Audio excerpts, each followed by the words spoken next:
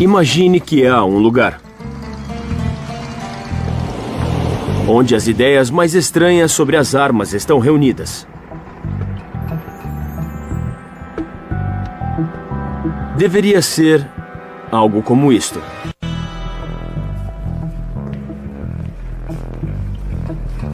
Nestas caixas estariam todas as armas estranhas que pode imaginar. E algumas em que nunca acreditaria. A história das armas e planos mais estranhos. Apesar de serem chocantes e às vezes terem natureza perturbadora, cada história vai lhes mostrar a pura verdade. Minas terrestres nucleares isoladas por frangos. Gatos biônicos como aparatos de escuta. Bombas feitas de morcegos. Gatos. Cachorros. E pombos. Panquecas que explodem e que você pode cozinhar e comer. E um porta-aviões feito de gelo. Nós estamos prestes a pesquisar os lugares mais estranhos da história militar. Cada arma que você vai ver realmente foi considerada arma de combate. Mas nossos peritos vão nos revelar as armas principais. As armas mais estranhas que eles já consideraram usar.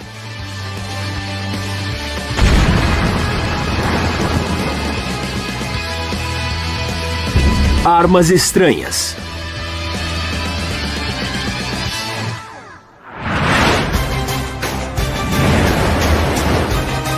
Se vai falar de coisas estranhas, você tem que pensar grande. E nenhuma ideia é maior do que nossa primeira arma estranha. Os porta-aviões de hoje são os maiores já construídos.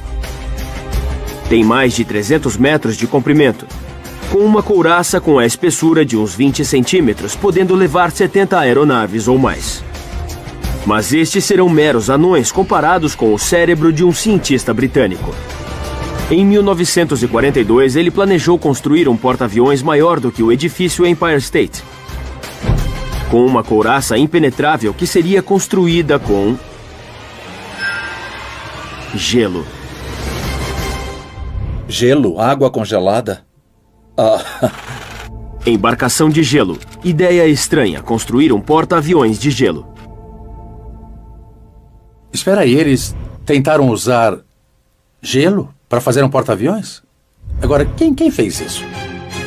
Seu nome era Jeffrey Pike, um jornalista britânico, espião em meio período, inventor em tempo integral.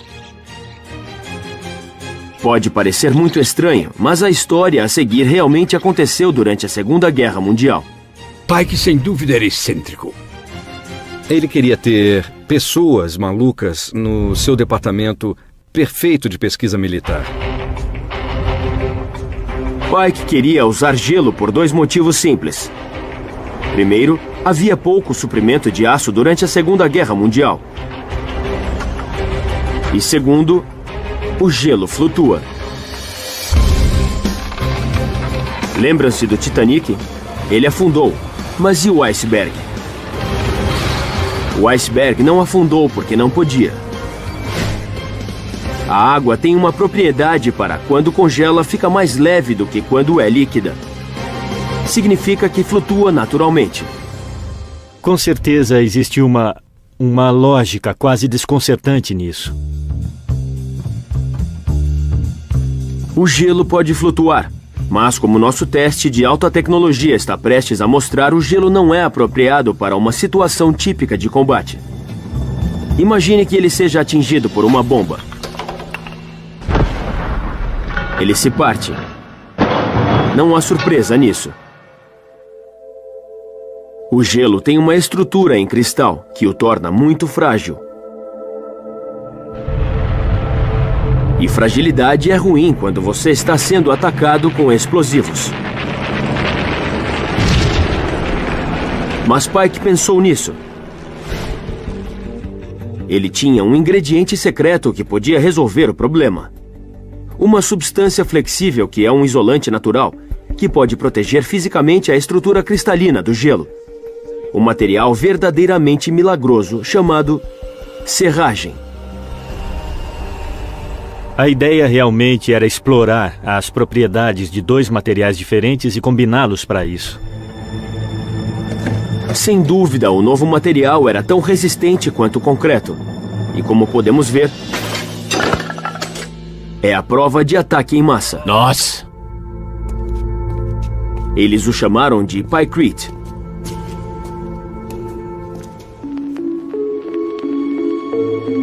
Lord Louis Mountbatten, o chefe de operações combinadas, ficou muito empolgado com essa ideia maluca. Ele foi voando para a residência de Winston Churchill com um bloco de Pykrete, mas o primeiro-ministro estava no banho. Ele entrou no banheiro e jogou um pedaço dessa coisa na banheira de Winston Churchill. Um banho quente era ideal para demonstrar a vitória definitiva do Pykrete. Foi incrível. Após meia hora, o bloco ainda não tinha derretido. Isso porque a madeira é um dos melhores isolantes naturais do mundo. À medida que o calor passa, é disperso. Sempre que tem uma camada de serragem, ela funciona como uma coberta que mantém a próxima camada fria por um bom tempo. Churchill achou que aquilo era ótimo, então deixou que prosseguissem com o projeto. Churchill ficou tão impressionado que ele e Mountbatten decidiram fazer uma reunião com o alto comando militar dos Estados Unidos. Mountbatten tinha um argumento irrefutável que iria silenciar todo mundo que ousasse duvidar da sabedoria de um navio feito de gelo. Ele disparou uma bala no Pykrete. Uma bala de pistola chega a 640 km por hora e pode provocar um buraco num capacete de aço que esteja a 100 metros. Mas não conseguiu penetrar no Pykrete. A bala ricocheteou por todo lugar. A bala passou pelas calças de um almirante e foi parar na parede. O Pykrete sobreviveu.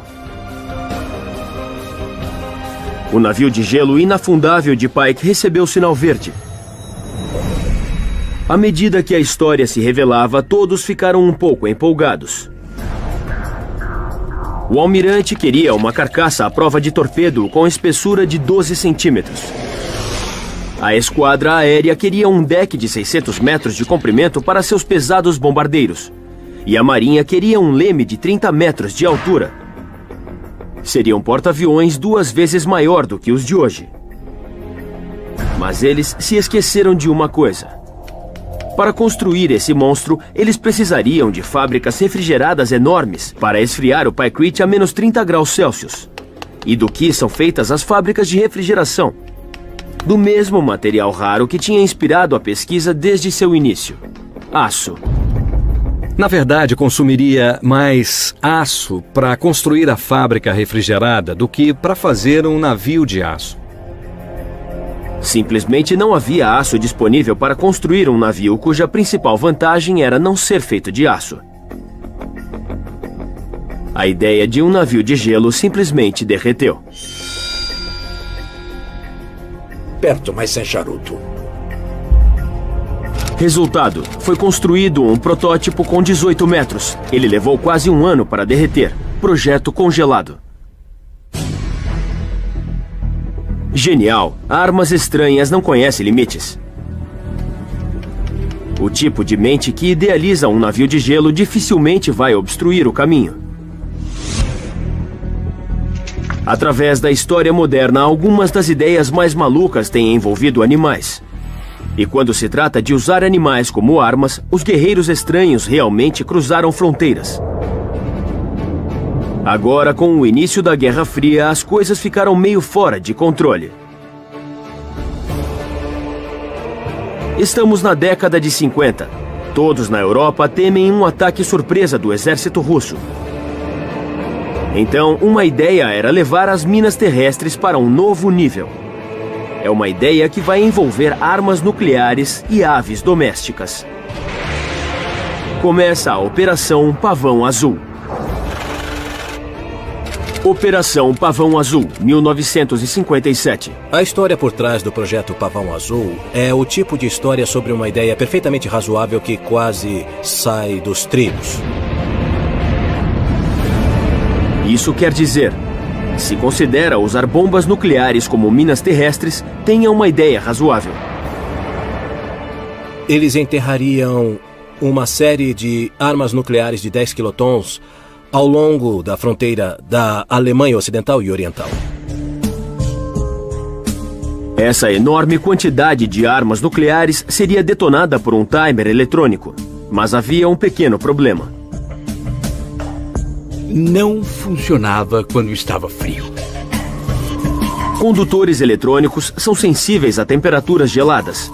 E faz muito frio nessa fronteira no inverno. Mas as grandes mentes militares não desistem tão facilmente. Como mantê-los quentes? Primeiro eles tentaram cobertores térmicos. Não deu certo. Bom, eu acho que devia ser um tipo de aquecedor eletrônico ou podia ser um animal vivo que fornecia calor e energia do seu corpo. Na mosca. Aí eles decidiram cercá-los com frangos. Eram frangos.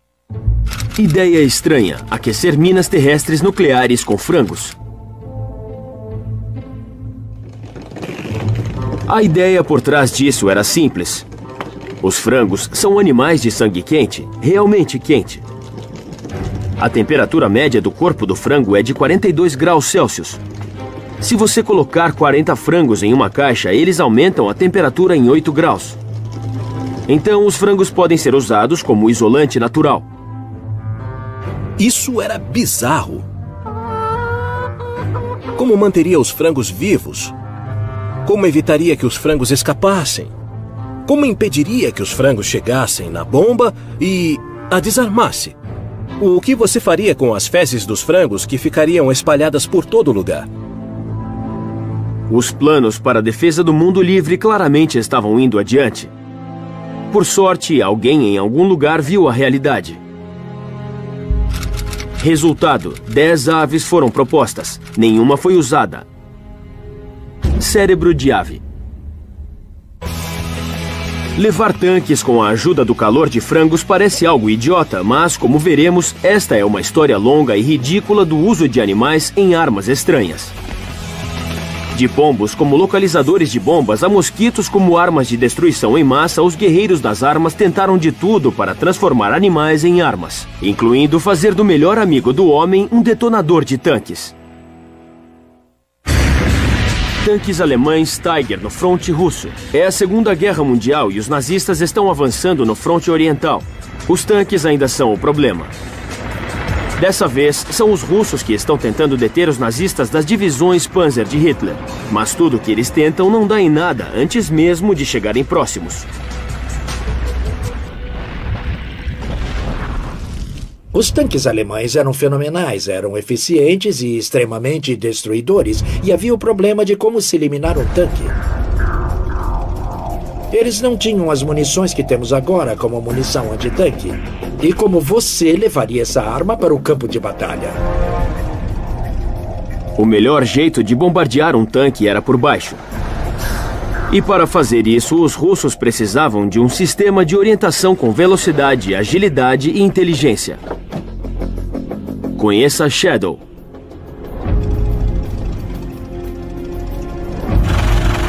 O cão antitanque. Ideia estranha, usar cães como detonadores de tanques.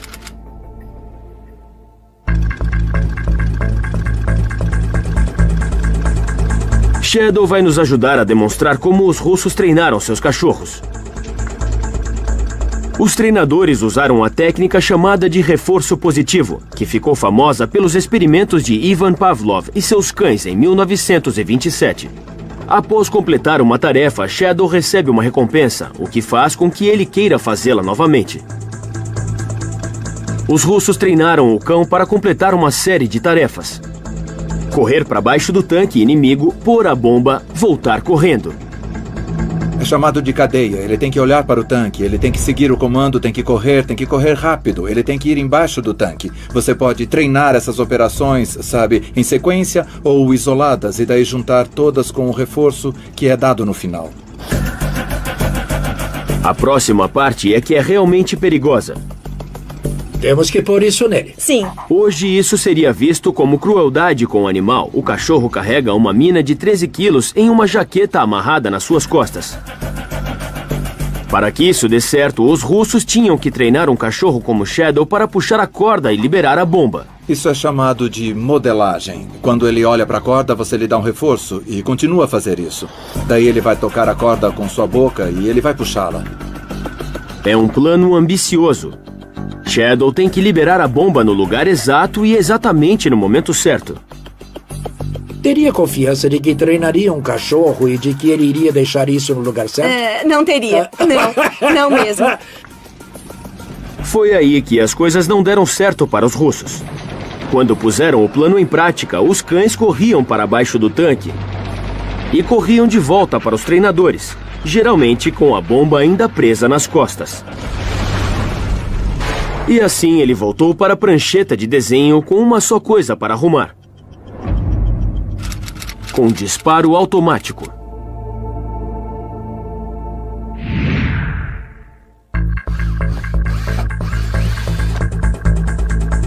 Isso é o mecanismo de disparo. Quando ele vai lá embaixo, isso sai e detona. No treinamento funciona perfeitamente.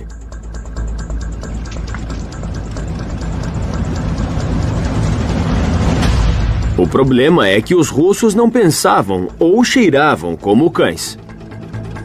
É uma boa definição. O cão vê o mundo através do seu nariz. Os russos cometeram o erro de treinar os cães em seus próprios tanques. E parece que os tanques russos tinham um cheiro característico. Os tanques russos usavam diesel. Os alemães, onde colocavam as bombas, eram a gasolina. E isso ficou confuso. Para os cães, tudo que cheirasse a gasolina não era um tanque por princípio. Então, os cães ficaram confusos. Como o cão não encontrava nada que cheirasse a tanque, ele voltava com sua bomba e seu disparador automático. Sendo assim, o cão-bomba funcionou, mais ou menos. Na Batalha de Kursk, em agosto de 1943, os cães-bomba destruíram 12 panzers alemães, o que deixou os alemães com somente 2.488. Só naquela batalha. Os russos nunca registraram quantos tanques eles perderam para o amigo peludo. Resultado: acerto menor do que 0,48%. Casinha do cachorro.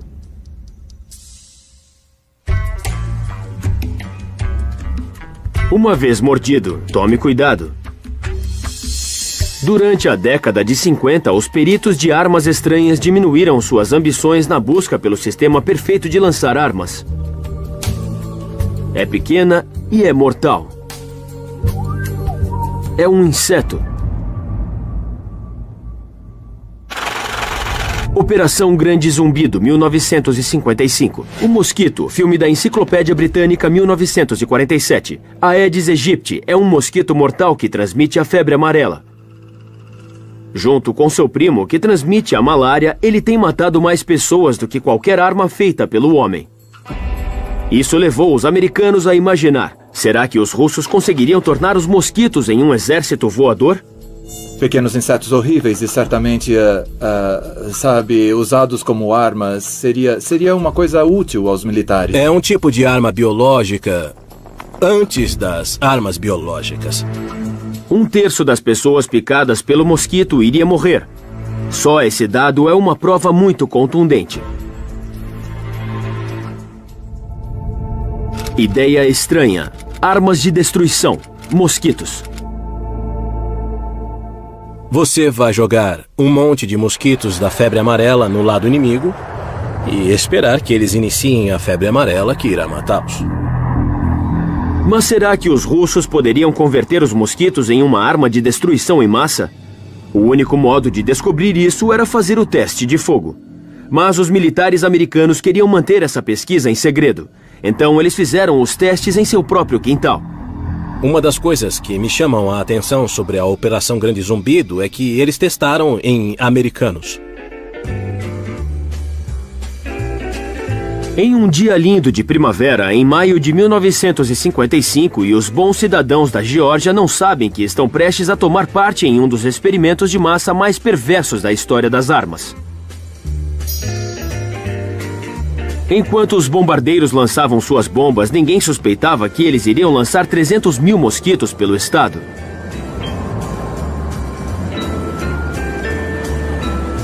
Eles não estavam infectados com a febre amarela, então não havia o risco de darem início à doença.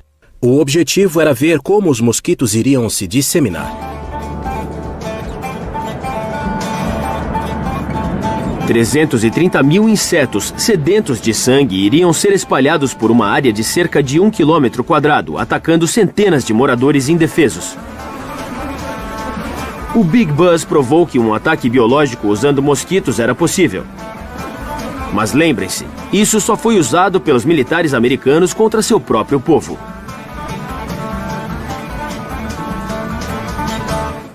Sabe, eu morei na Geórgia, então é por isso que tem tantos mosquitos lá hoje?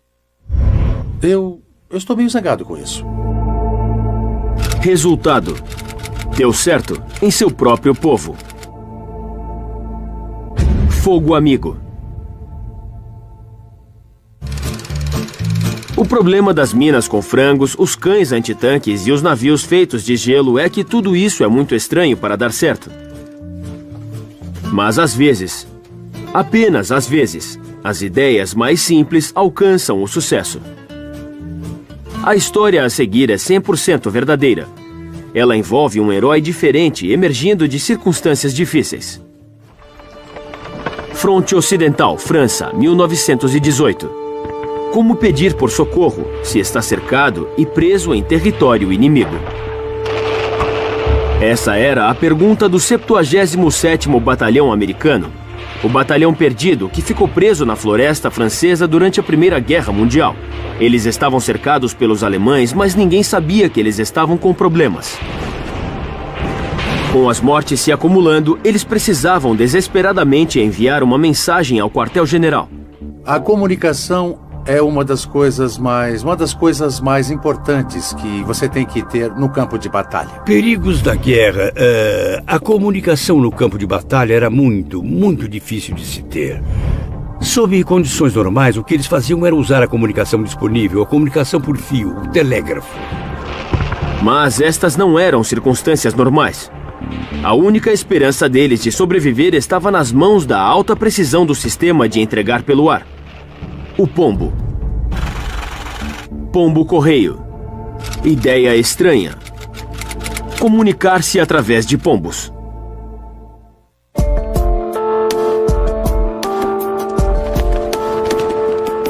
Os pombos nasceram com uma bússola interna que lhes permite voar no campo magnético da Terra. Isso é feito através de células especiais que contêm pequenos magnetos e, no caso dos pássaros, se encontram no cérebro ou em uma parte do bico. Novidade na Primeira Guerra Mundial, pombos na guerra. Na Primeira Guerra Mundial, os pombos eram usados regularmente como correio para levar mensagens a longa distância. É claro que os alemães sabiam que esses pombos levavam mensagens e eles se tornaram alvos. Um por um, os guerreiros do 77º foram pegos pelos alemães. Finalmente, um sobrou, chamado Cher Ami, que quer dizer querido amigo.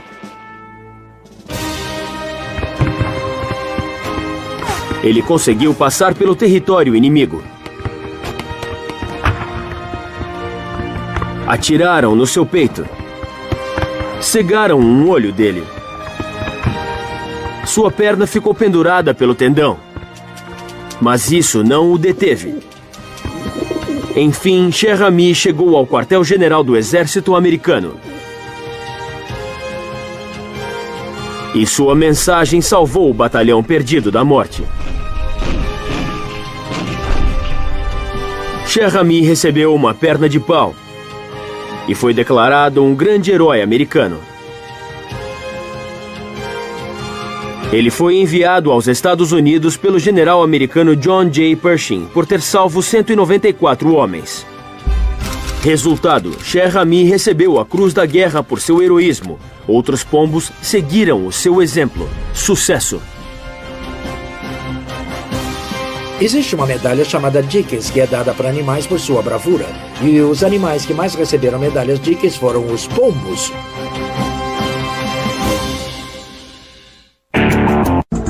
Com o advento das armas modernas, o campo de batalha era dominado por duas armas-chave: o tanque e a aeronave.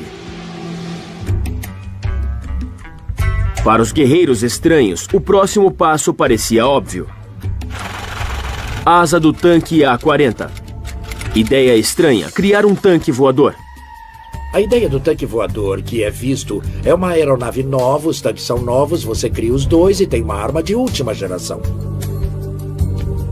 Tiger 1, 62,72 toneladas. Claro que tem um problema fundamental. Tanques são pesados, muito pesados. Eles são construídos como um tijolo. Aviões, por outro lado, são criados para voar. Os tanques ficam no chão, as aeronaves no ar. É assim que tem que ser. Mas detalhes triviais como esses não detêm ditadores megalomaníacos. Chega Joseph Stalin. Guerra Relâmpago Alemã, 1940. Ele sabia que a poderosa divisão dos Panzers de Hitler tinha devastado a Europa e logo iria dominar a União Soviética. Stalin precisava de uma superarma e rápido. Era hora de esquecer a lei da gravidade. Era hora de fazer um tanque voador. Os engenheiros de voo da Rússia foram trabalhar e surgiram com uma solução engenhosa. Pegue um tanque, coloque asas nele, feitas de madeira e tecido, e adicione uma longa cauda dupla nele. Leve-o para o ar e deixe-o deslizar para a vitória. Ele foi chamado de tanque Krylia A-40, que quer dizer asa do tanque em russo. Em 1942, um protótipo foi construído. A única foto do Krylia A-40 conhecida. Inacreditável como a foto mostra, realmente ele pôde voar. Genial! Bem, nem tanto. Claro que eles não conseguiram resolver o problema básico. Fato histórico. Tanques são pesados. Muito pesados. Então teria que haver pequenas modificações para um intimidante tanque. Eles se livraram do poder de fogo, se livraram da couraça pesada. Que eram parte do problema. Se você se livra do poder de fogo e da couraça pesada, não é mais um tanque. Se alguém tentasse me colocar num tanque que não tivesse armamento e dissesse que íamos voar pelo campo de batalha, eu diria, você está maluco, é? Poucas semanas depois, no seu primeiro voo, alguém da frente militar russa detectou sua presença fatal. O tanque Krylia A-40 foi cancelado. Era demais construir um tanque voador. A vida é muito simples. Pode-se ter o voo, se ter o tanque, mas não se pode ter os dois. Resultado: nenhuma aeronave era poderosa o suficiente para carregar um tanque de verdade pelo ar. Ficou no chão.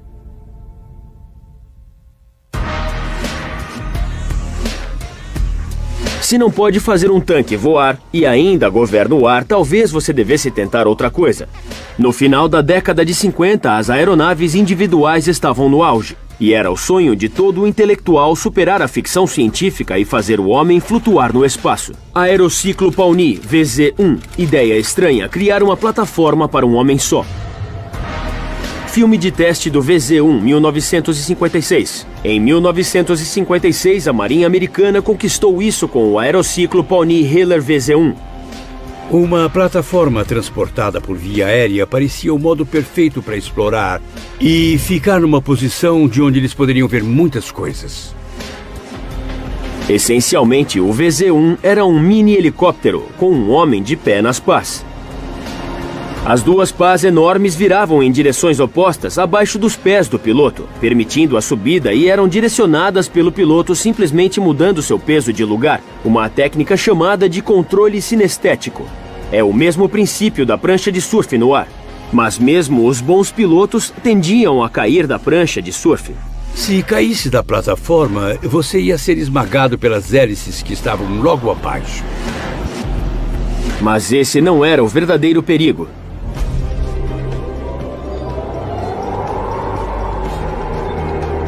Os engenheiros do exército estavam tão empolgados em conseguir o transporte aéreo que se esqueceram de uma das regras fundamentais das armas baseadas em terra. Quando eu era instrutor da infantaria, disse isso milhares de vezes. Você nunca quer andar no topo de uma onda. Agora está na linha do céu e todos os irmãos deles estão atirando em você. Estão aparecendo aqui. Atire em mim, atire em mim! Vendo a possibilidade de se tornar uma versão aérea de Guacamole, a Marinha silenciosamente abandonou a plataforma. Resultado: tornou o homem em um alvo fácil. Abatido. Os guerreiros estranhos podem não ter conquistado o ar, mas desde a época em que o homem lançou sua primeira flecha, eles sonhavam com um míssil. Dava para imaginar onde isso iria parar, ultrapassando todos os obstáculos e superando toda a defesa.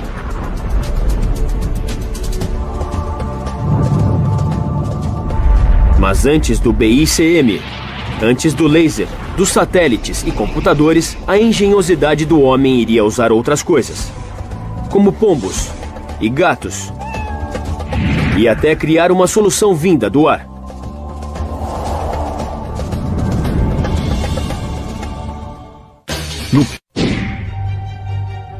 Durante a Segunda Guerra Mundial, os japoneses tinham um plano audacioso: bombardear os Estados Unidos. Não Pearl Harbor, os Estados Unidos inteiro. Mas seus bombardeiros não conseguiam cruzar o Pacífico. Então elaboraram um plano maluco. Balões.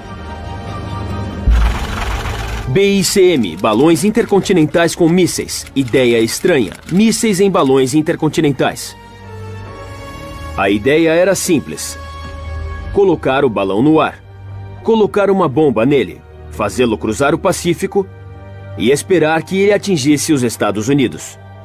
Mas como ele voaria para a direção certa? Não havia GPS, porque não havia satélites no espaço. Não havia armas com mira a laser, porque o laser ainda não tinha sido inventado. Então o que deviam fazer? Isso não incomodou os japoneses, porque eles tinham uma carta na manga. Eles usariam o poder da natureza, a corrente de jatos. Usando a corrente de jatos como orientação. Ninguém suspeitaria da existência de uma corrente de jatos além dos japoneses nessa época. A corrente de jatos é uma corrente de ar a 9.000 pés de altura que circula pelo globo a 400 km por hora. Ela vai do oeste para o leste, do Japão diretamente para os Estados Unidos. A corrente de ar sobre o Japão é muito, muito forte. Por isso, os voos de Tóquio para Los Angeles com a corrente de jatos levam menos de 10 horas, enquanto a viagem de volta contra a corrente de jatos leva mais de 11 horas. Filme de treinamento da Força Aérea Americana, 1945. Os japoneses tinham certeza de que a corrente de jatos iria levar seus balões até os Estados Unidos. O único problema é que a corrente de jatos no Pacífico tem menos de 5 quilômetros de espessura. Filme da Aeronave de Guerra 1945. E os balões não eram particularmente bons para voar. Isso porque os gases dentro deles se contraem no frio e se expandem com ar quente, levando o balão pela corrente de jatos. Tem que se conseguir um meio de manter o balão num vento rápido para que ele chegue aos Estados Unidos. Mas, como mostra o filme da Força Aérea Americana, os japoneses pensaram em tudo. Existe muita tecnologia inteligente dentro disso.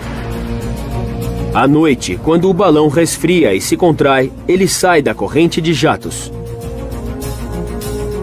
Então, os japoneses o equipavam para ter lastro para manter a altitude correta.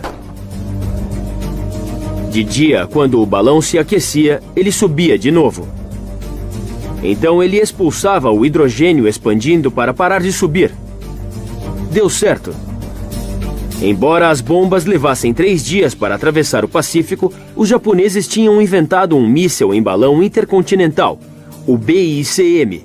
Pelo padrão do que havia na época, isso foi um feito fantástico. Os japoneses tinham inventado um sistema para carregar uma bomba que podia atravessar o Pacífico e realmente lançá-la na América do Norte.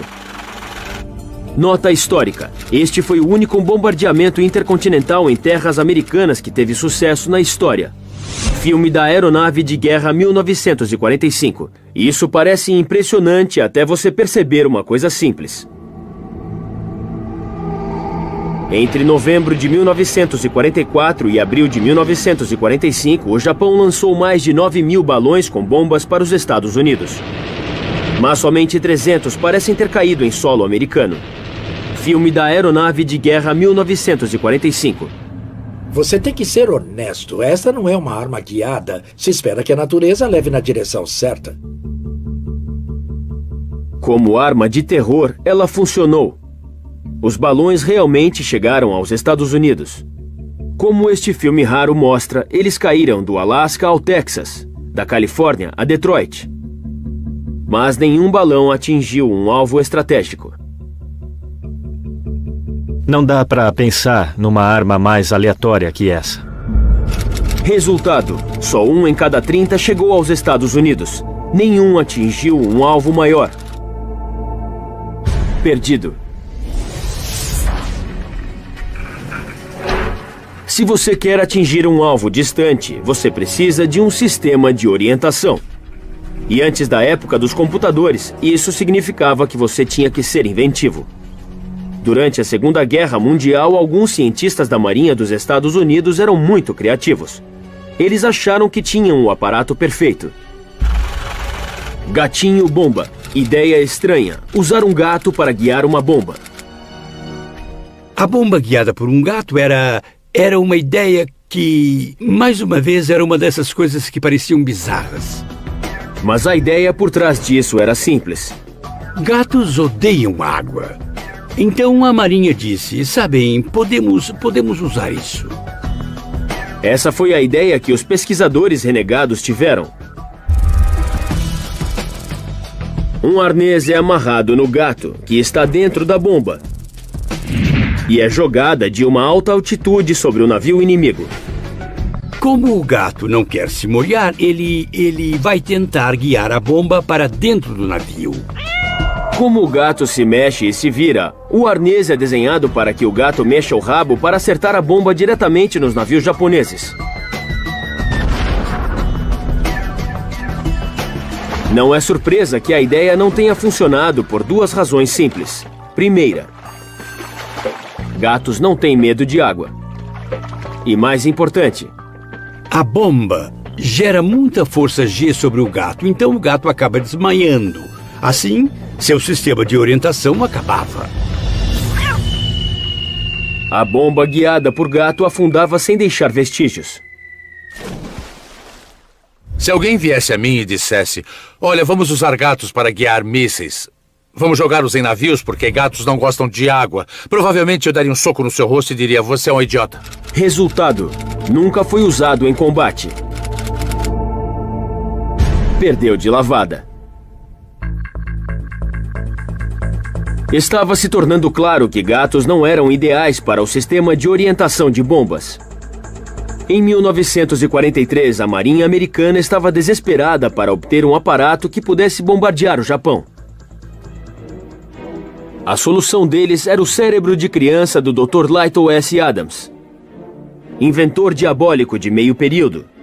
Em período integral era dentista. Ele planeja bombardear o Japão usando morcegos.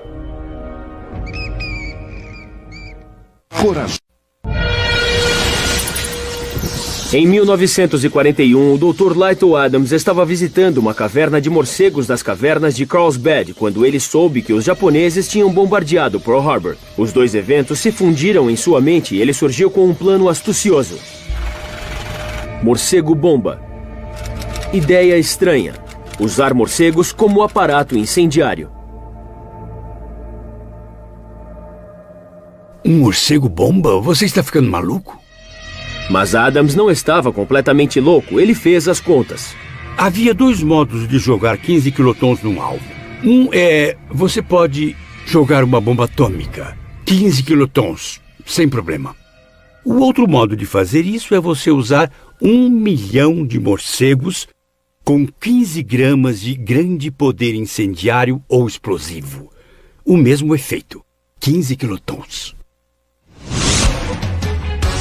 Adams tinha pensado em tudo. Morcegos já têm um sistema de orientação com sensores acústicos. Eles carregam suas crias no voo. Então, eles são fortes o suficiente para carregar explosivos. Eles gostam de se alojar embaixo de telhados. E as construções japonesas eram principalmente feitas com madeira, bambu e papel, perfeito para pegar fogo. Tudo fazia sentido. Você tem um grande incêndio com 1 milhão de morcegos. Você pode incinerar a cidade.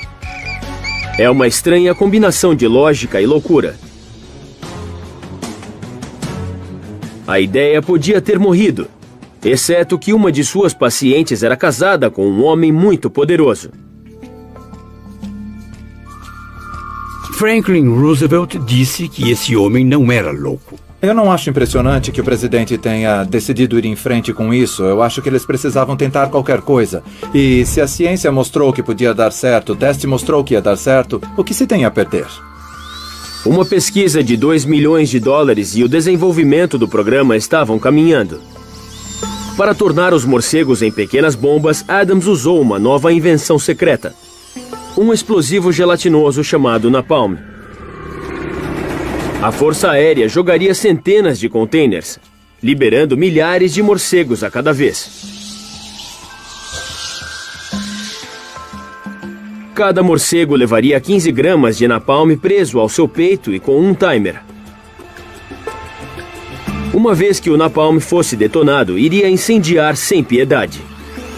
Como se tornava líquido, as chamas entrariam em cada rachadura e fenda. Ele ia fazer de Tóquio uma cidade em chamas. O morcego-bomba deu certo, sem dúvida funcionou. Não há dúvida quanto a isso, ele funcionou. Em agosto de 1943, os morcegos-bombas provocaram um incêndio sonhado por Adams. Infelizmente, não era em Tóquio. É a base militar americana de Carlsbad, no Novo México, onde os morcegos estão sendo treinados. Acidentalmente, os morcegos foram libertados e eles imediatamente foram para a base onde eles estavam trabalhando e decidiram se infiltrar e destruir a base inteira.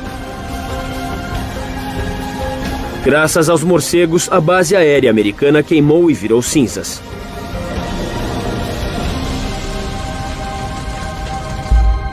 Resultado: a ideia foi suplantada pela bomba atômica. Queimou. Quando se trata de armas guiadas, seja balões ou morcegos, algo estranho às vezes dá certo. E como nós vamos ver, um sistema orientado por animal pode funcionar muito bem. Se o animal puder ser treinado para ir na direção certa e se ele não desmaiar no meio do caminho. A resposta era simples. O pombo. Projeto Orcon. Ideia estranha. Míssil guiado por pombo. Se alguém diz míssil guiado por pombo, a primeira coisa que se diz é o quê? Não faz sentido. Os pombos voltam para casa. Lugar errado para um míssil. Mas os gênios veem as coisas de modo diferente. No auge da Segunda Guerra Mundial, os aliados precisavam de um sistema de orientação que pudesse atingir navios de guerra inimigos. Eles encontraram a resposta em Harvard e era verdadeiramente estranha. Este é B.F. Skinner, professor de Harvard e autoridade mundial em comportamento humano e animal. B.F. Skinner era uma das grandes mentes da psicologia. Ele realmente foi pioneiro em reforço positivo e negativo, a base para o treinamento de animais. Skinner provavelmente foi um dos maiores psicólogos do século XX. Algumas pessoas acham que Sigmund Freud foi, mas ele era um neurologista. Após anos estudando animais no laboratório, Skinner descobriu um segredo militar sem preço. Se uma arma inteligente precisa de um piloto inteligente, então os pombos são uma arma poderosa. Eles têm uma visão excepcional. Seus cérebros podem processar a informação visual 3 vezes mais rápido do que a humana. E mais importante, eles podem ser treinados. Eles são muito inteligentes. Se alguém tenta insultar você e diz, você tem cérebro de pássaro, a minha resposta provavelmente seria, muito obrigado. Projeto Orcon, filme de treinamento de pombos. Skinner treinou seus pombos usando o reforço positivo. Se isso dá a resposta certa, como bicar quando receber o comando, o pombo recebe uma recompensa. Usando esse método, ele treina os pombos para tarefas incrivelmente complexas. Ele até os ensina a jogar ping-pong.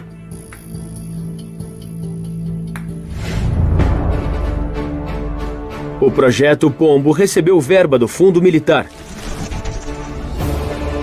E Skinner surgiu com um desenho de um míssil atingindo o chão. A cabeça do pombo era comprimida numa meia. Ele era colocado no míssil onde podia ver o navio-alvo através das aberturas. Quando o míssil saía, claro, o pombo bicava para o navio-alvo. A bicada controla a cauda, levando o míssil ao alvo. Ele não estava pensando, eu quero atingir esse alvo, certo? Mas ele ia manter a orientação do bico quando o alvo ficasse no centro, porque era quando ele recebia comida durante o treinamento. Um condutor de metal era atado ao bico da ave para transmitir do bico o sistema de orientação. Este filme mostra o teste de Skinner usando imagens dos navios inimigos. Os pombos atingiram o alvo com uma precisão quase perfeita. P.F. Skinner provou, sem sombra de dúvida, que a bomba guiada por pombo podia funcionar. Muito embora tenha sido bem testada, o alto comando americano simplesmente não conseguia confiar suas bombas para os cérebros de pássaros. Para a sorte dos pombos, eles suspenderam o projeto. O superpsicólogo estava em uma situação difícil por uma simples falta de confiança. Não adoraria ver isso? Imagine abater o inimigo com um pombo. Isso vale a pena ver.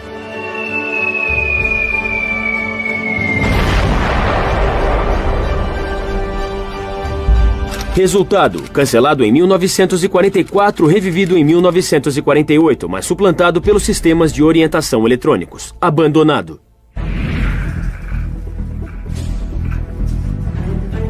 Guerreiros estranhos vão lhe dizer que honestidade é tudo. Mas eles estão mentindo. A decepção faz parte da guerra. Na verdade, é muito importante. Numa guerra estranha, você tem que lutar contra os traiçoeiros. Winston Churchill disse que era tão importante que a verdade tinha que ser cercada por um guarda-costas das mentiras. As coisas nunca são o que parecem ser. Em especial, quando bonecos vão à guerra. Do dia.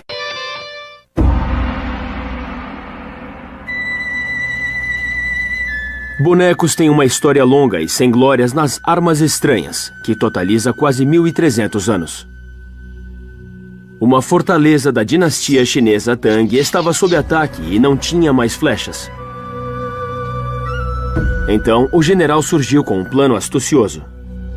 Ele ia fazer bonecos de palha e baixá-los até o chão do lado de fora do castelo. Os bonecos seriam as iscas de flechas. O inimigo iria pensar que aquilo era um ataque e iria enchê-los de flechas. Os bonecos foram içados de volta pelas paredes do castelo e eles rapidamente tiveram um novo suprimento de flechas. Os chineses Tang estavam rearmados. Foi um esquema realmente brilhante. Totalmente brilhante. 1.300 anos depois.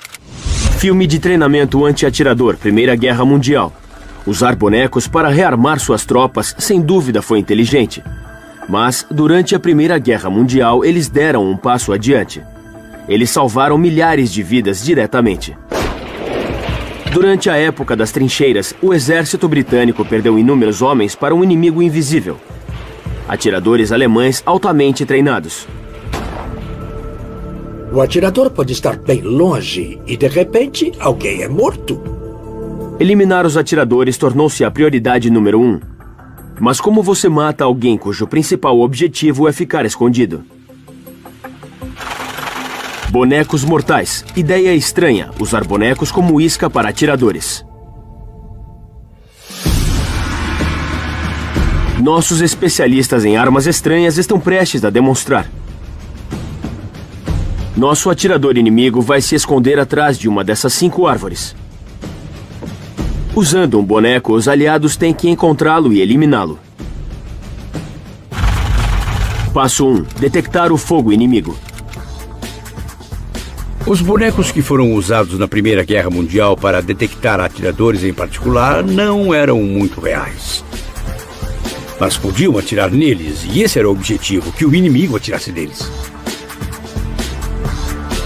Foram adicionados detalhes para que os bonecos parecessem pessoas.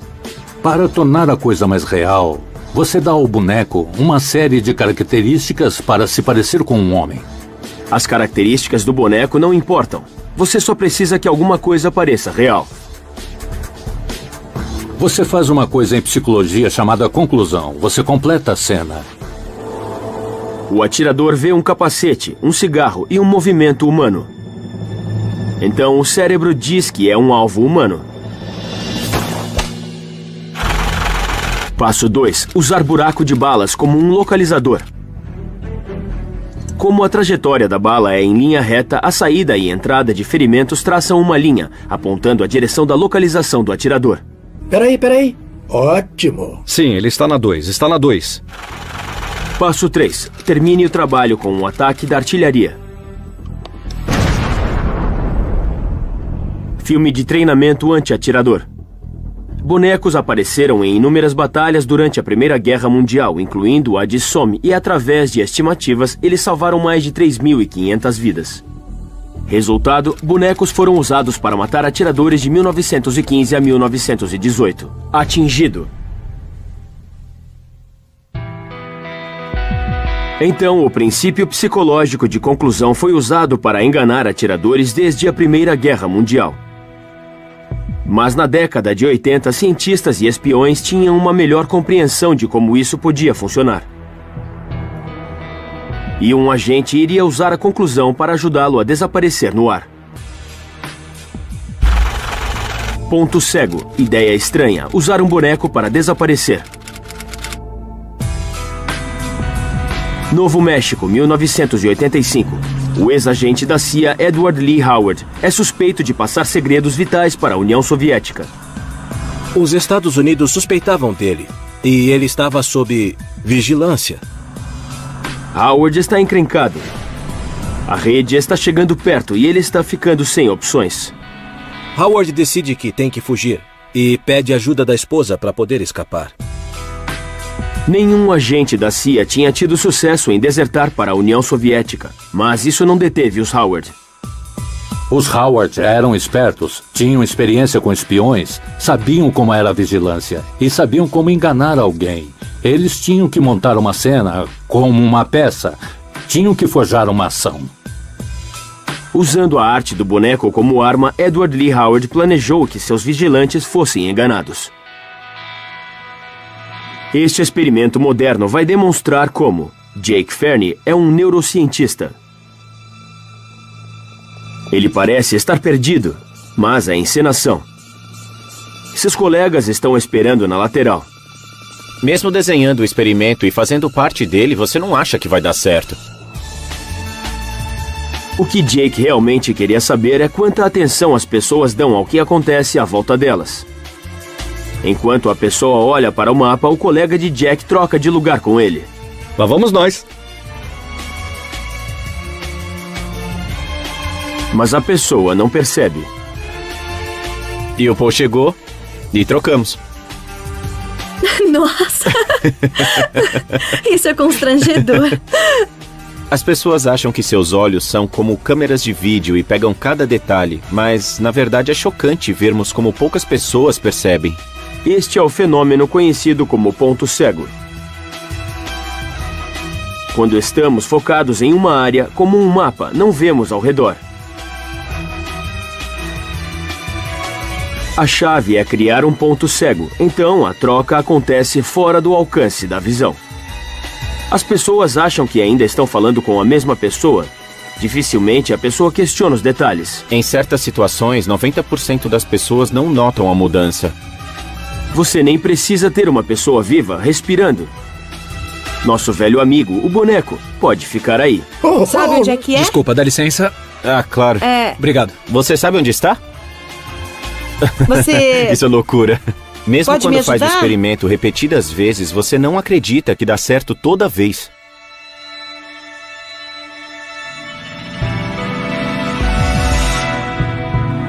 De volta ao Novo México, o ponto cego vai permitir que Edward Lee Howard desapareça. Enquanto está dirigindo com sua esposa, Howard planeja sair do carro e ser substituído por um boneco. Vamos dizer, você pode fazer uma curva em dado momento, sair do carro, seu amigo pode colocar o boneco e o boneco vai aparecer e a perseguição vai continuar. Mas eles têm que ser rápidos. Ele só tem 5 segundos para colocar o boneco na mesma posição. Então, como você surge com um boneco rapidamente? Como Howard sabia, a CIA tinha a solução e era muito estranha.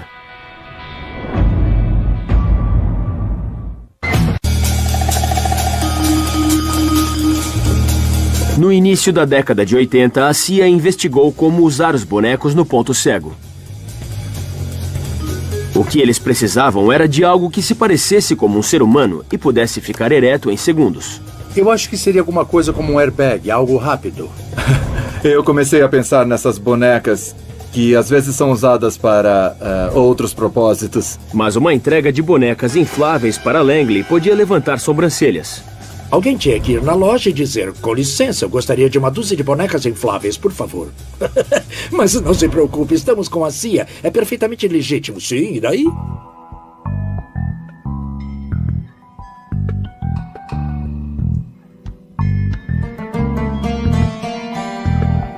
Nossos cientistas de armas estranhas estão prestes a testar o problema que a CIA estava tentando resolver.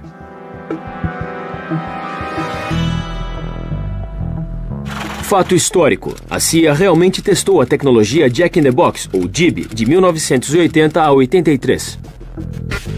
O problema era como você ia fazer isso rapidamente, de forma a inflar rápido, mas ao mesmo tempo ser capaz de parar no momento crucial para que essa coisa não explodisse. A primeira opção, inflar a boneca com ar comprimido. Ok, está pronto? Estou. Mas eles fariam isso bem rápido? Lá vamos nós.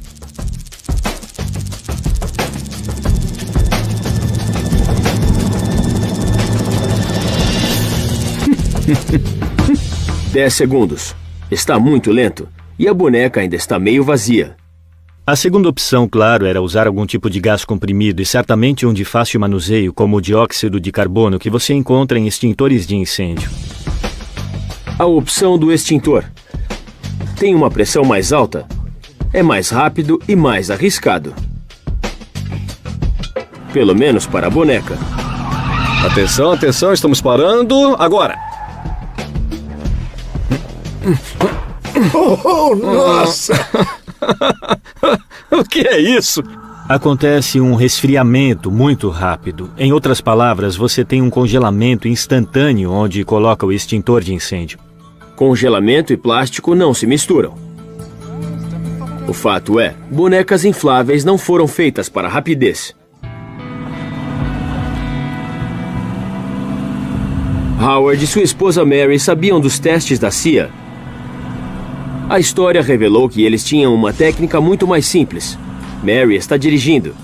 Ela se aproxima de uma curva e entra nela rapidamente. Howard sai do banco do passageiro e se esconde. Mary simplesmente puxa o boneco, como um botão de descarga, um casaco e um paletó, com uma cabeça de espuma e uma peruca, e prende isso no teto do carro. Como a equipe de vigilância do FBI entra na curva segundos depois, não nota nada. Os observadores não percebem o que está acontecendo até que Howard sai literalmente de um avião em Moscou e anuncia que ele está desertando.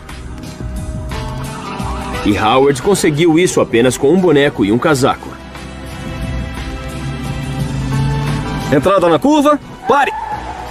Sai! Trabalho feito! Pronto, estamos de volta à estrada. Bem rápido, hein? Sim.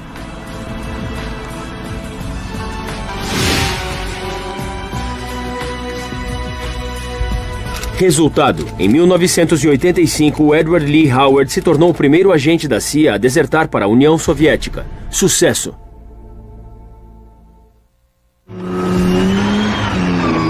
Bonecos podem ter ajudado a enganar o inimigo, mas com as armas contemporâneas, as armas grandes aviões e grandes veículos, elas dominam o campo de batalha. Mas há quase 100 anos, na Primeira Guerra Mundial, os lados opostos cavavam fundo e faziam as batalhas nas trincheiras. Era um processo lento. Então, em 1915, uma coisa nova apareceu, que iria mudar as armas para sempre.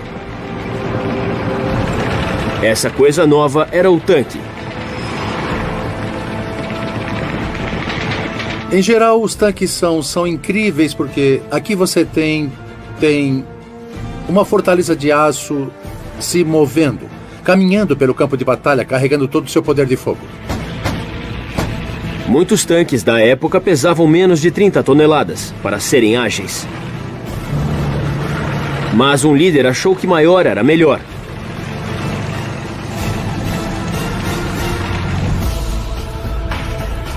O czar Nicolas II da Rússia viu esses tanques incríveis e queria um. Mas ele pensou, se um tanque de 30 toneladas era bom, então um super tanque seria muito melhor. Garotos gostam de brinquedos e adultos gostam de brinquedos grandes. Tanque do czar. Ideia estranha. Construir um tanque enorme. O tanque russo seria o maior e o mais mortal que havia sido construído. Apropriadamente, ele foi chamado de Tanque do Czar. E seu desenho seria revolucionário.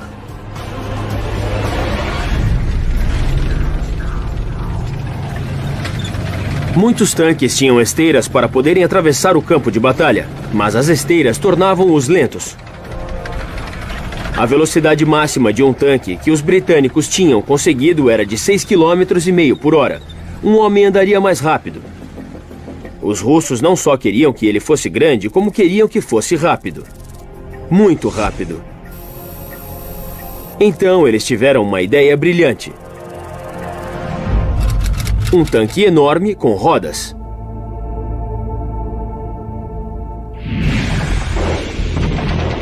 Mas havia um problema. Rodas podem atolar em terrenos difíceis, no campo de batalha. Para transpor o obstáculo, os engenheiros tiveram uma ideia. Pense grande. Como essas demonstrações mostram, rodas pequenas dão problemas quando estão em terrenos difíceis. Mas rodas grandes não dão.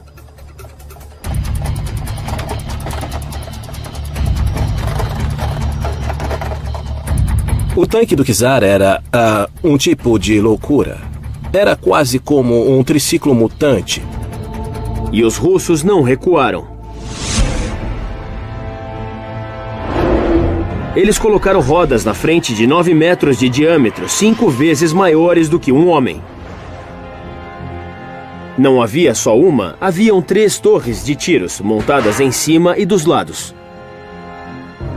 2 motores enormes com 500 cavalos de potência. Ele podia esmagar tudo em seu caminho.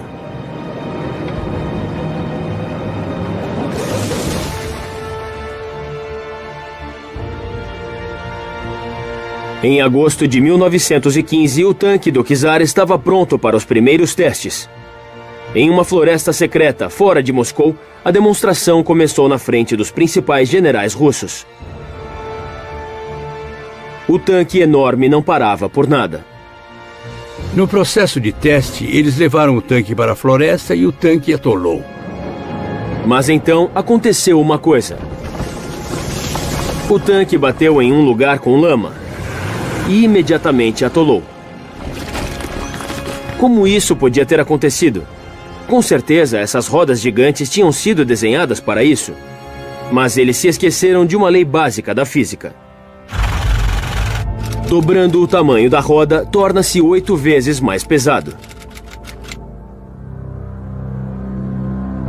O tanque era tão grande que pesava 40 toneladas, mais do que uma carreta totalmente carregada. Era demais para um triciclo mutante. Quando ele atolou, não iria mais sair dali. Ele ficou no lugar durante anos, até que chegou alguém e literalmente cortou-o em pedaços. Resultado, o tanque de 40 toneladas atolou nos testes. Atolado. As rodas gigantes podem não ter dado certo, mas na mente homicida, armas grandes eram as vencedoras. Então não seria surpresa que na Segunda Guerra Mundial, Adolf Hitler tenha decidido construir a maior arma da história.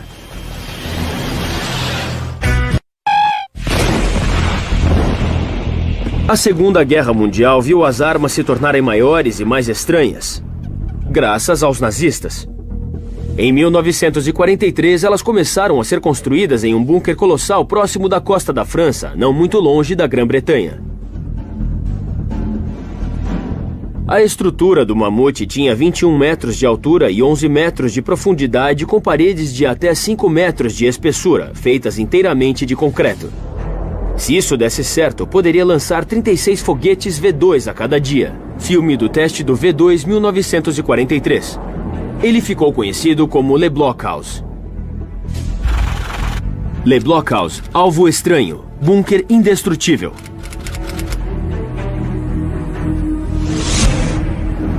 Os aliados imediatamente se mobilizaram fazendo ataques maciços contra Le Blockhaus. Mas o bunker tinha sido especificamente desenhado para resistir a bombas convencionais que explodiam no chão. Explosões que aconteciam no chão produziam explosões no ar. Para demonstrar a explosão no ar, nossos peritos em explosão estão colocando uma carga que replica o que acontece quando você joga uma bomba em cima de um bunker. É chamado de onda de choque e causa um aumento rápido na temperatura e na pressão.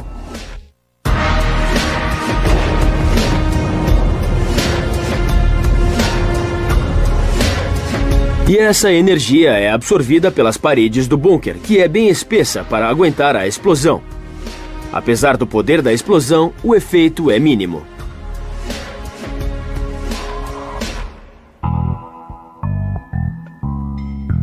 A questão para os aliados era como destruir um bunker especialmente desenhado para aguentar ataques de cima. Filme do teste do V2 1943. Eles precisavam de alguém com uma ideia estranha, e eles encontraram. Seu nome era Barnes Wallis. Barnes Wallis era um pensador único. Ele era designer de aeronaves, mas ele também desenhava bombas que saltavam. Uma bomba que salta na água. Esse é o nosso engenheiro.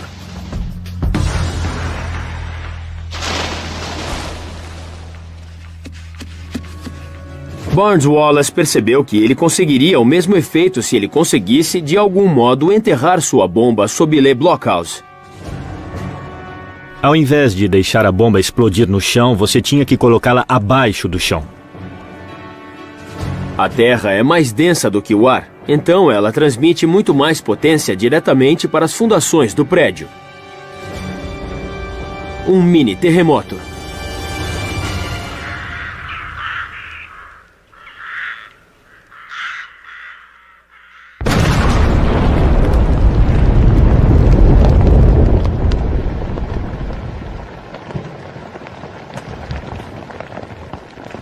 Ao causar esse tremor, você pode ser capaz de fazer o prédio inteiro cair de uma vez só.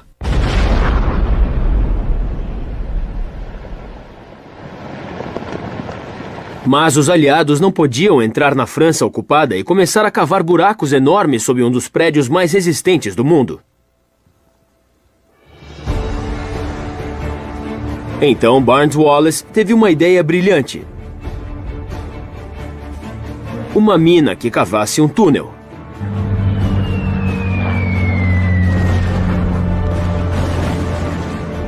Talboy, alvo estranho, bunker indestrutível, ideia estranha, construir uma bomba que cavasse um túnel.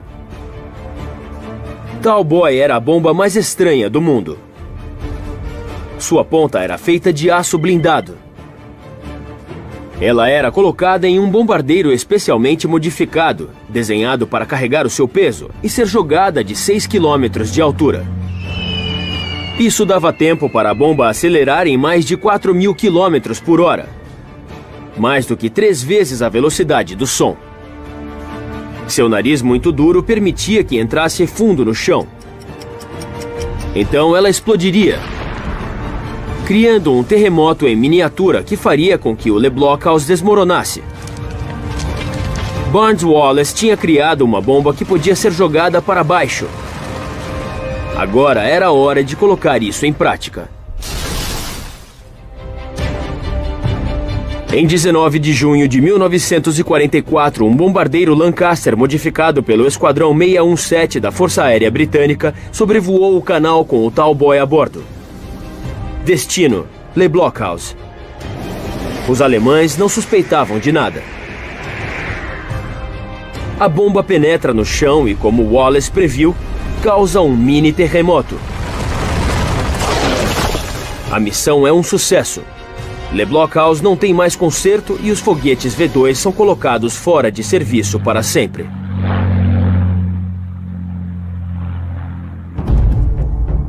Hoje, bombas que causam terremotos são chamadas de detonadoras de bunker e ainda são usadas pela Força Aérea Americana. Resultado: Le Blockhaus é destruído completamente. Atingido.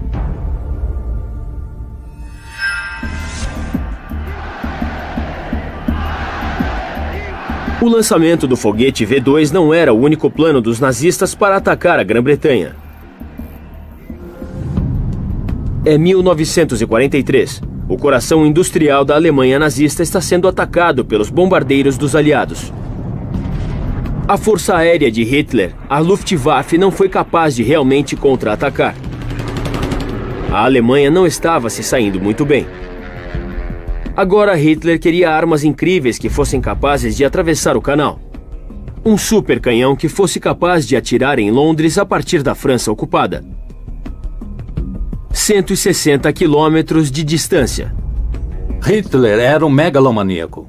Ele era realmente um homem muito louco. No caso de Hitler, ele achava que, de forma realmente patológica, que ele sabia muito mais do que seus generais, até mesmo do que seus cientistas. Para fazê-lo feliz, os engenheiros nazistas surgiram com uma ideia monstruosa. Superarma V3. Ideia estranha: construir uma arma gigante. Só o cano teria 150 metros de comprimento. 2 vezes maior do que um avião jumbo. Para ter um alcance máximo, precisava ter um ângulo de 45 graus. Para suportar seu peso, deveria ser enterrado no chão. Para ter potência para chegar a Londres, a 1.600 quilômetros de distância, eles acoplaram foguetes de impulsão ao longo do cano.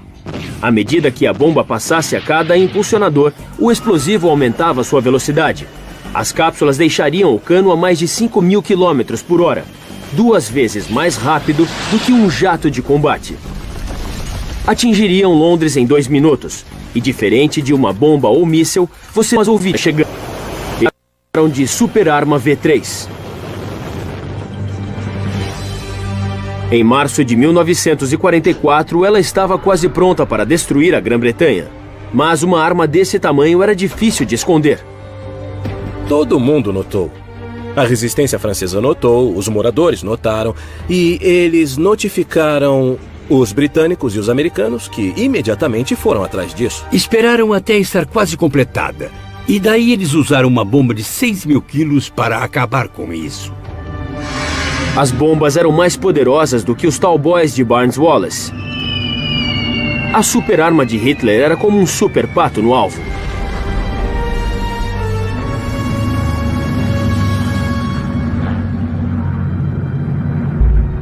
Resultado: destruída com bombas Tallboy em 1944.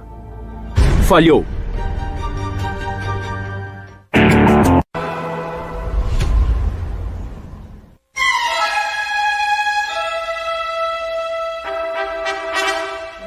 No século XX, muitos campos vitais de conflito desapareceram de vista e ficaram nas sombras.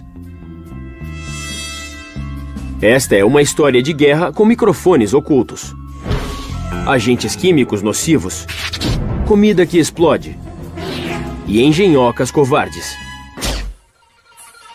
– 1942. A Europa está em mãos de um homem que parece suspeito, como o gêmeo malvado de Charles Chaplin. As forças aliadas estão tentando arquitetar um plano para derrotá-lo. Do outro lado do Atlântico, em Washington, o Serviço Americano de Estratégias, conhecido como OSS, está estudando Hitler e procurando um meio de derrotá-lo. Baseado em seu comportamento, eles acreditam que ele exibe o que consideram tendências femininas, como pouco controle emocional e violência, e arroubos passionais. Eles queriam usar isso em vantagem deles. Isso era uma coisa maluca. Isso sugere muito mais sobre a psicologia dos agentes americanos que surgiram com isso e tinham uma obsessão quanto à masculinidade dele, ao invés de ser uma arma de guerra realmente eficaz. Isso não iria deter o homem chauvinista da OSS. O plano deles era simples, mais do que isso. Era estranho. Baseado em suas pesquisas, eles achavam que seria simples transformar Hitler numa garota. Eles queriam expor Hitler a um coquetel de estrogênio e de outras coisas, esperando que ele perdesse o famoso bigode icônico. Bigode de Hitler. Ideia estranha: atacar Hitler com hormônios femininos. Na época, na mente da OSS, hormônios femininos equivaliam a voz fina e nada de pelos na face.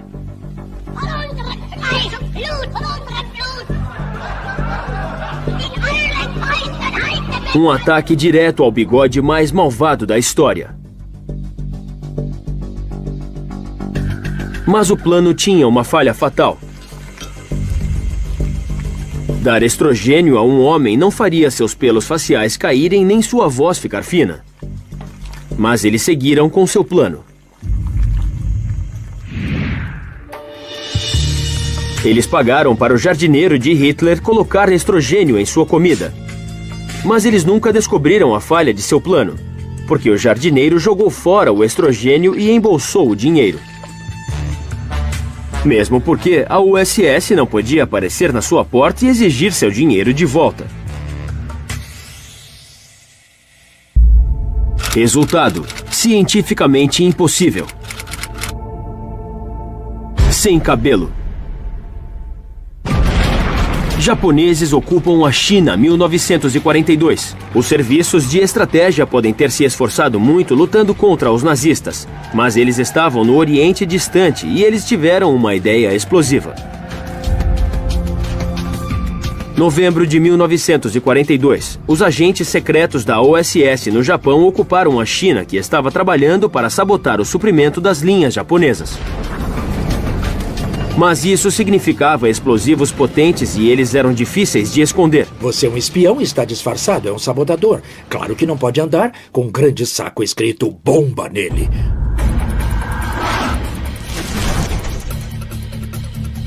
A OSS tinha um plano mais simples: disfarçar os explosivos como se fosse algo bem inocente.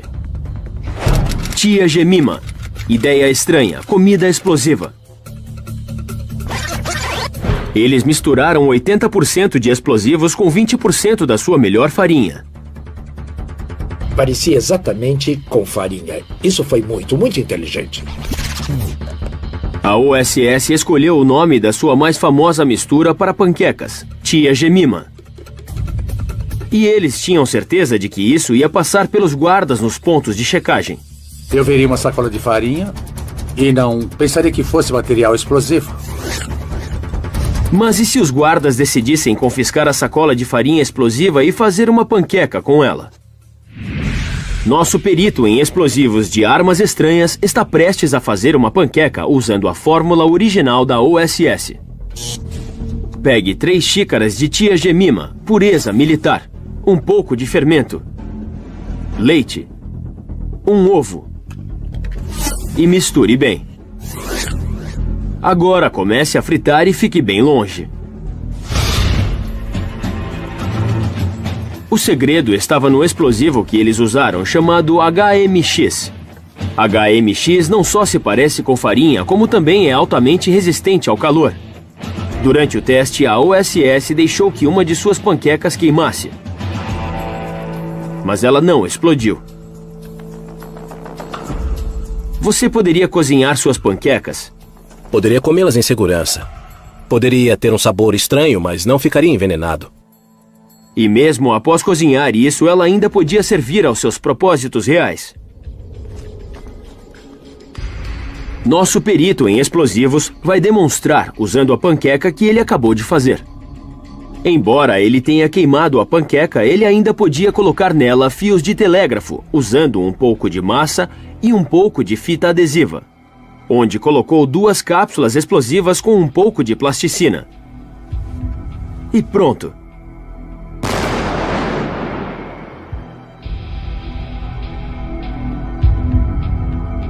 Genial. Eu estava escondido na China e as guerrilhas chinesas usaram isso em uma ponte que cruzava o rio Yangtze. E isso deu certo.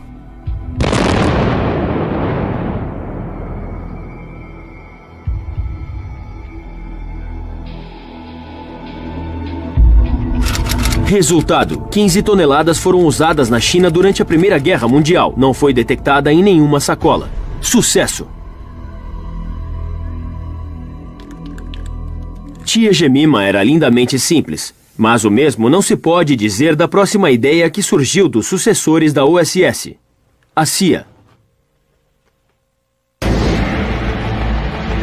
Era a década de 50. A Guerra Fria entre Estados Unidos e Rússia estava no auge. Os observadores da CIA notaram que diplomatas da embaixada soviética tinham conversas reservadas. Se eles pudessem escutar o que diziam nesses encontros, eles poderiam reunir informações importantes. Um bando de gênios da CIA descobriu que talvez pudesse colocar escuta em um gato para fazer a vigilância para nós. Operação Gatinho Acústico. Ideia estranha, colocar escuta em um gato. Agentes inimigos sentados e conversando, daí surge um gato. E eles não estranham. Eu não duvido que eles tentaram fazer isso. Em 1961, a CIA deslanchou a Operação Gatinho Acústico. O método mais complicado de colocar um microfone em um banco de parque que já foi pensado pelo homem. Os veterinários da CIA implantaram um microfone no canal do ouvido do gato. Eles colocaram um transmissor no pescoço do gato, onde tem uma pele sobressalente natural. Então colocaram um fio na coluna do gato, até a cauda, para fazer uma antena. Alimentado pela menor bateria que puderam encontrar. Para resumir, um super gato biônico acusticamente equipado. Mas não importa como o chame, um gato é um gato. Claramente isto era um plano para um dono de cachorro. Cachorro você pode treinar. Gatos? Nem tanto. Eu tinha treinado cães antes. Mas gatos fazem tudo o que eles querem. Sabe, então eu nunca treinei um gato. Eu acho que seria muito difícil.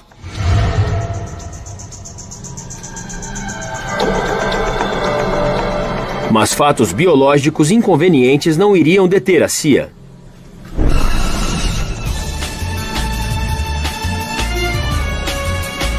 O gatinho acústico foi mandado para sua primeira missão em campo, perto da embaixada soviética em Washington. Perto dali havia uma van de vigilância com alta tecnologia, equipada com tecnologia de ponta. Tudo foi preparado para gravar as informações à medida que o gato se aproximasse do banco. E de repente...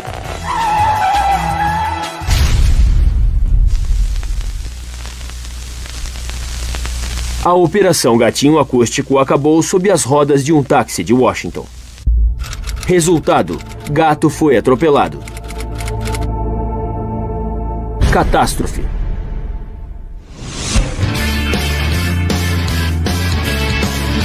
É preciso uma mente especial para idealizar armas estranhas. Um tipo de mente que não se perturba com a realidade, ridícula ou objeto de falha. Para cada arma estranha que dá certo, 10 outras falham em seu objetivo. Mas, apesar das probabilidades, os cientistas de armas estranhas permanecem firmes. Seja mísseis guiados por pombos, comida que explode, ou navios feitos de gelo. As armas estranhas têm uma história longa e ridícula de abraçar o estranho e fazer disso uma coisa que possa dar certo.